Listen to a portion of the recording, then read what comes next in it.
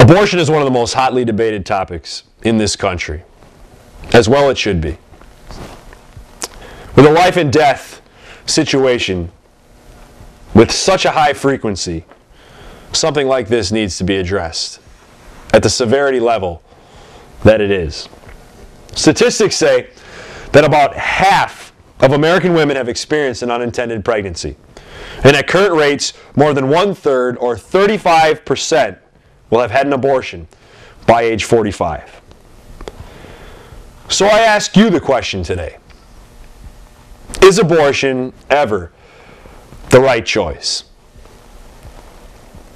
Today, American society has given the woman the right to fix an unintended pregnancy through abortion. Abortion is used as a cover-up, or if I might use the term, a mulligan.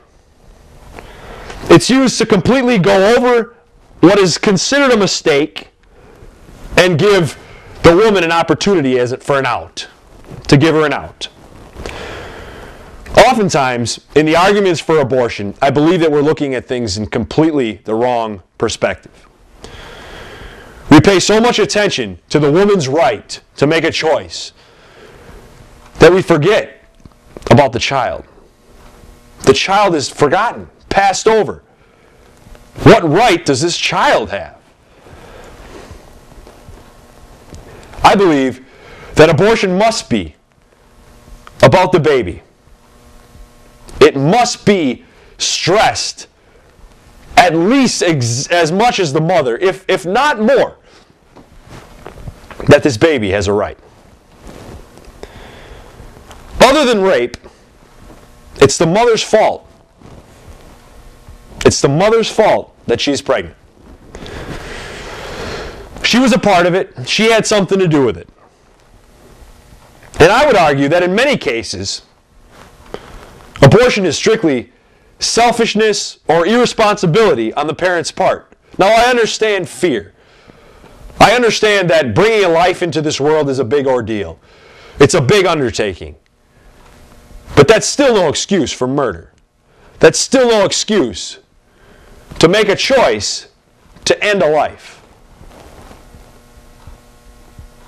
Sometimes there's bad situations.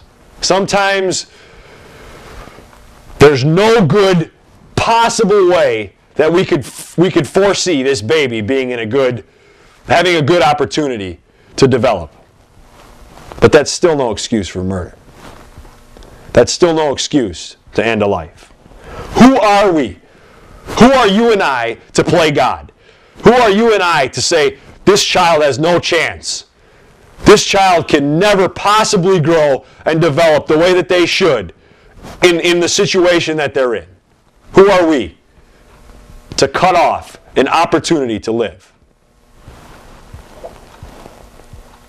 Nothing, no circumstance, no situation, nothing changes the fact that there's an innocent life at stake. Now let's take a look at some of the reasons for an unintended pregnancy. Illicit unprotected sex. Protected sex that fails. And as I alluded to before, rape. Now, rape is often used as an argument for abortion because of the terror and the severity of it. But statistics of women giving reasons for abortions tell us a different story.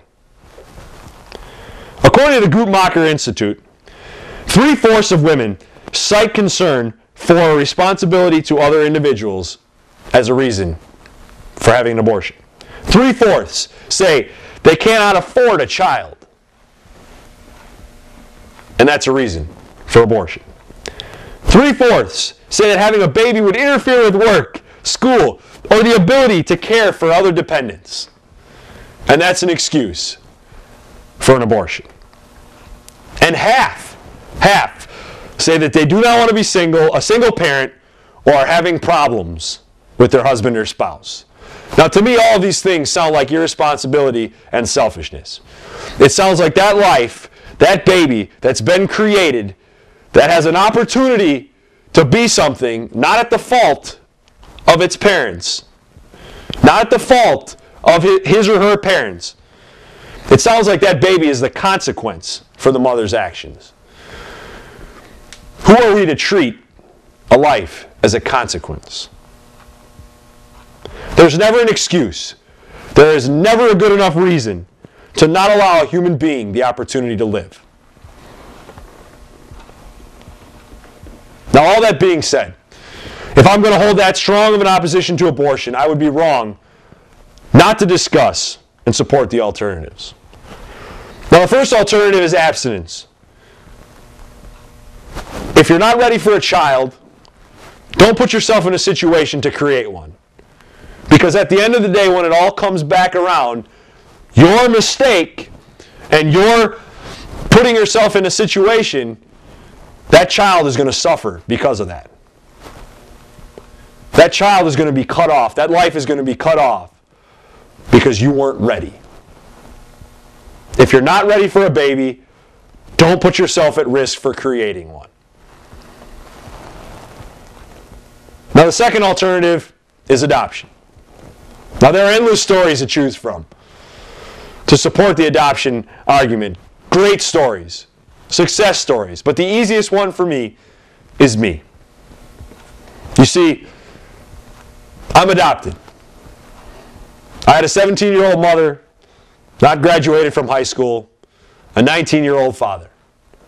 They weren't married. They were in no position to have a child. However, here I am today. Now here's two people who could have very easily, in the 1980s, when abortion was the decision to make, it was the raging decision to make, could have very easily said, we're not ready, we're scared, we're terrified. What are we going to do? Let's end it. Let's cover it up. But instead, they gave me the opportunity to live. Instead, they gave me the opportunity to stand before you today and speak to the opportunity to live. Now, I think I would be remiss if I left out the other two people involved in this. My adoptive parents. Two people who couldn't have children. Not at fault. Nothing they could do about it. And because of my mother's choice, because of my birth mother's choice to make the decision and say, let's let this life live. Let's see what happens. Let's give him the chance. Two other people who waited 15 years for a child were able to have a family. Were able to have a son. What an argument.